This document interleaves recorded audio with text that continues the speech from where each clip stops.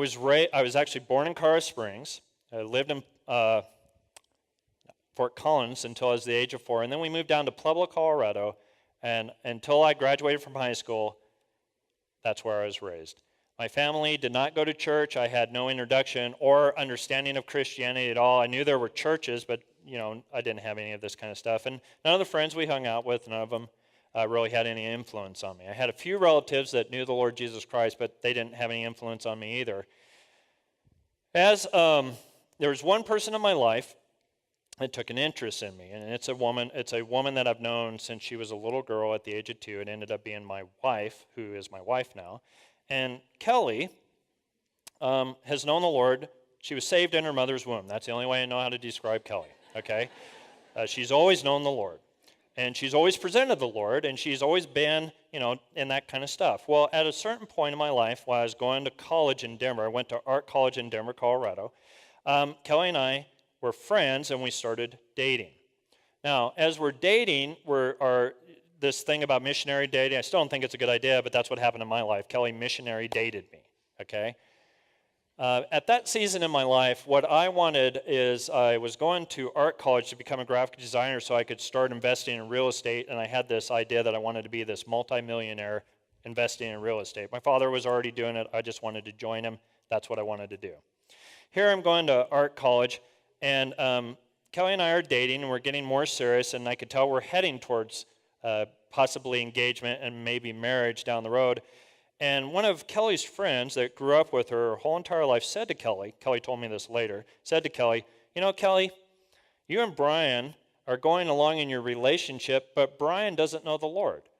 And you told me that when you were a girl at the age of 12, the Lord came and visited you at church and gave you a vision of who your husband was, what he looked like, and that he was a minister, and that he was called to preach the gospel around the nations. And she goes, and that's not Brian. Brian's not a Christian. He doesn't want to follow the Lord. He wants to do all this stuff, and he's a nice guy, but he isn't what the Lord called you to. And so what they did, I thought this was very cute, they made a covenant with each other. They decided they were going to pray for me for a year, and if I didn't come to the Lord, Kelly was going to break off our relationship. Now, what I didn't realize is they painted a target on my back. And so Kelly and her friend started fasting and praying for me every week, and man, did my life get miserable.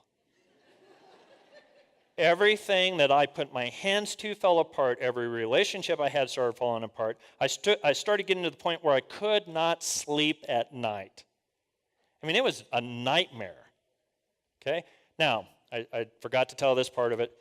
Also, during that time, I'm mocking the Bible with my roommate, and I had a Bible. My brother gave me a Bible when I was 16, so I just kept it because I thought it was a nice present. And so I pulled the Bible out one day, and I was saying how this is man's philosophy just as much as, David Hume has philosophy. This is religious philosophy, and it's all man-made, and I'm just kind of mocking it and putting it. And I said, look, let me show you. And I just opened the Bible one day, and I go right to the passage where it says, and a fool says in his heart, there is no God.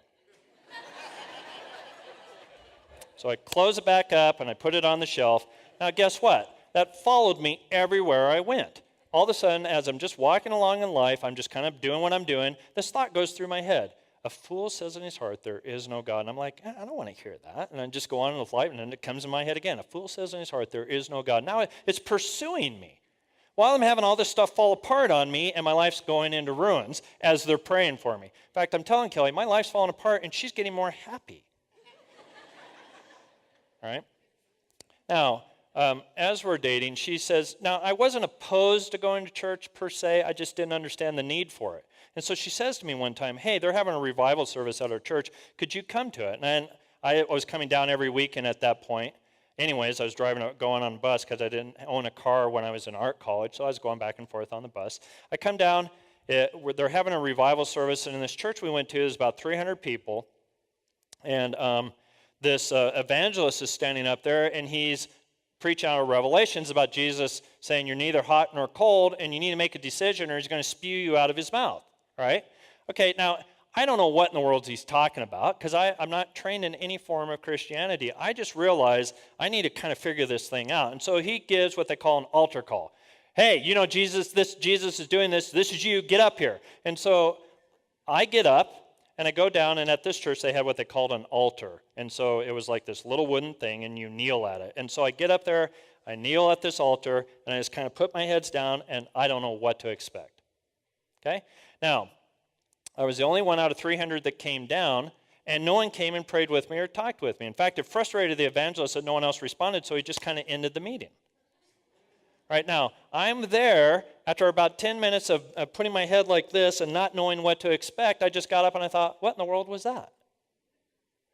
Okay, so now the next morning, I'm frustrated by this, and I want to know that, okay, either this is real or it isn't. I've got to figure it out. So I have to get in the bus, again, from Pueblo, Colorado, to go to Denver, which is a 4-hour trip.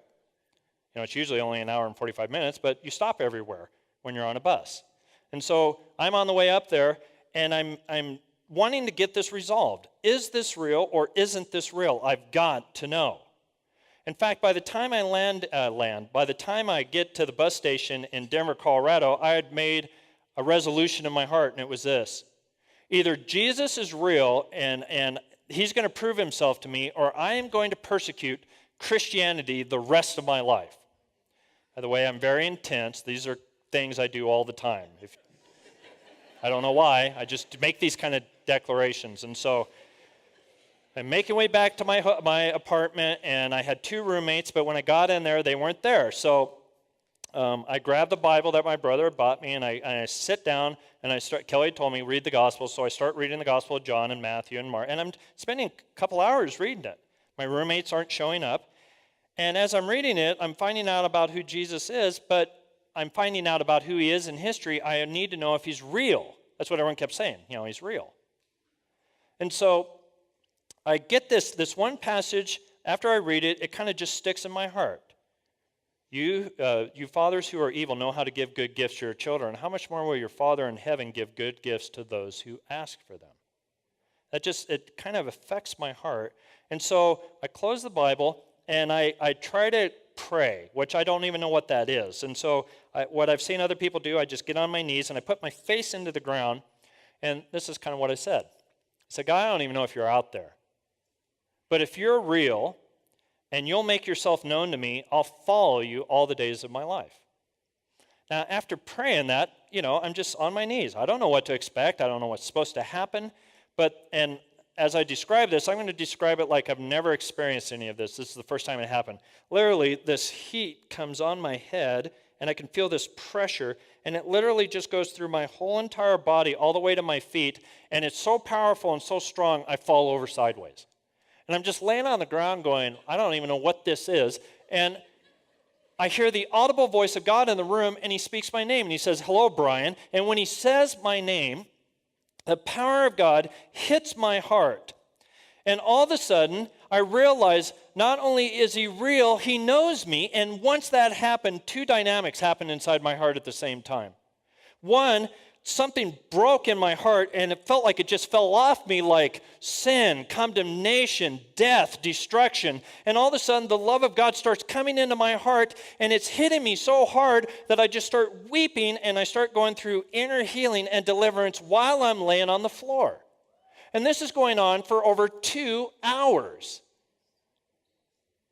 He spoke audibly to me in the room, but then he started having this internal dialogue with me inside my soul, and he's telling me, I've known you, I've loved you, and he's telling me all this stuff, and it's just ripping me apart. I'm going, it's real.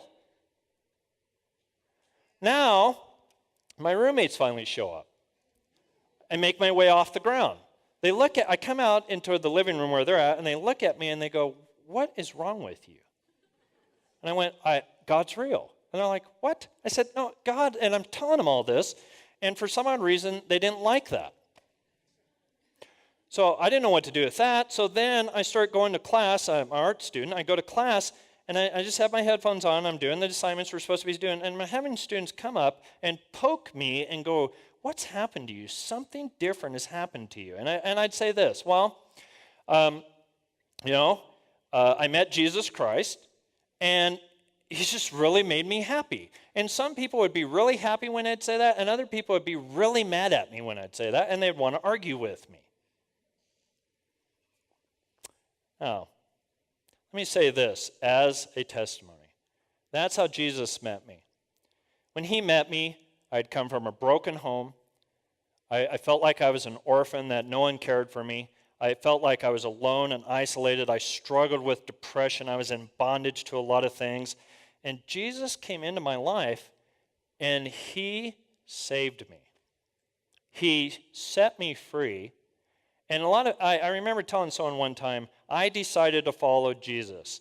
Now that I've thought about it over the years, the reality is this: Jesus has pursued me. And he has been nothing but good.